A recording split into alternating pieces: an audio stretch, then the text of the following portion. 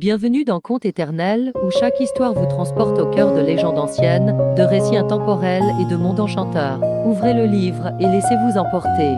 Il était une fois un homme riche nommé Barbe-Bleue, connu pour sa barbe étrange et inquiétante.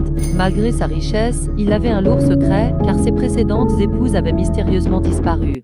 Il épousa une nouvelle femme et, peu après le mariage, il lui donna toutes les clés du château en lui interdisant d'ouvrir une petite pièce secrète.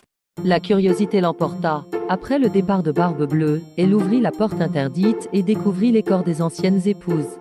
Effrayée, elle essaya de cacher la clé ensanglantée, mais rien ne pouvait effacer la tâche. À son retour, Barbe-Bleue découvrit son désobéissance. Fou de rage, il menaça de la tuer, mais ses frères arrivèrent à temps pour la sauver. Barbe-Bleue fut vaincue, et la jeune femme hérita de ses richesses. Elle vécut heureuse, libérée de ce terrible époux, se promettant de ne jamais laisser la curiosité la mener à un tel danger à l'avenir. Il était une fois un empereur vaniteux, obsédé par ses vêtements. Il ne pensait qu'à se montrer dans des habits toujours plus magnifiques. Un jour, deux escrocs arrivèrent en ville, prétendant pouvoir tisser un tissu magique, invisible aux yeux des idiots. L'empereur, séduit par l'idée, leur ordonna de lui confectionner un costume. Mais personne n'osait admettre qu'il ne voyait rien, de peur d'être considéré comme stupide. Le jour de la grande parade arriva. L'empereur se pavanait fièrement, croyant porter un costume somptueux, alors qu'il était en réalité nu. Tout le monde fit semblant d'admirer ses habits, jusqu'à ce qu'un enfant crie la vérité, mais il n'a pas d'habits. L'empereur comprit alors qu'il avait été trompé, mais il continua sa marche, trop fier pour reconnaître son erreur. Un petit garçon reçoit un ensemble de 25 soldats de plomb, mais l'un d'eux est différent, il n'a qu'une seule jambe, mais se tient fièrement droit. La nuit venue, les jouets prennent vie. Le petit soldat de plomb remarque une belle ballerine en papier qui, comme lui, se tient sur une jambe.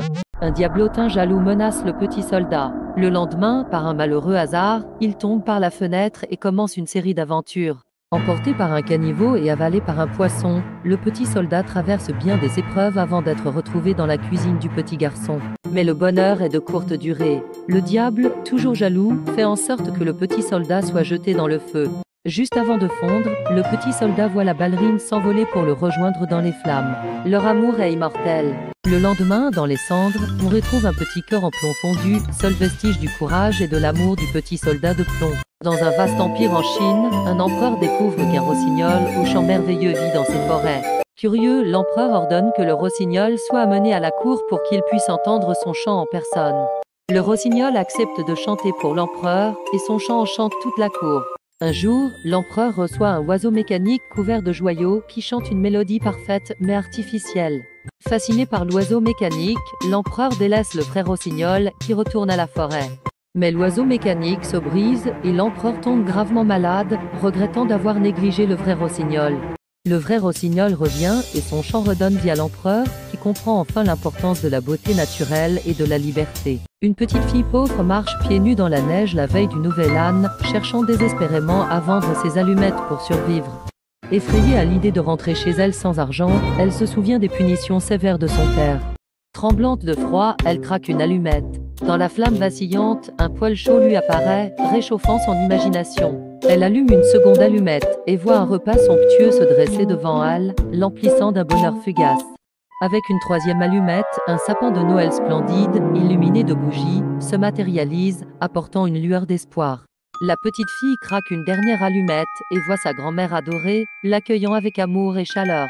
Souriant, elle suit sa grand-mère vers un paradis paisible. Le lendemain, on la retrouve, figée par le froid, mais en paix. Merci d'avoir voyagé avec nous à travers ces contes éternels. N'oubliez pas de vous abonner pour découvrir d'autres récits magiques et inspirants. À bientôt pour une nouvelle aventure.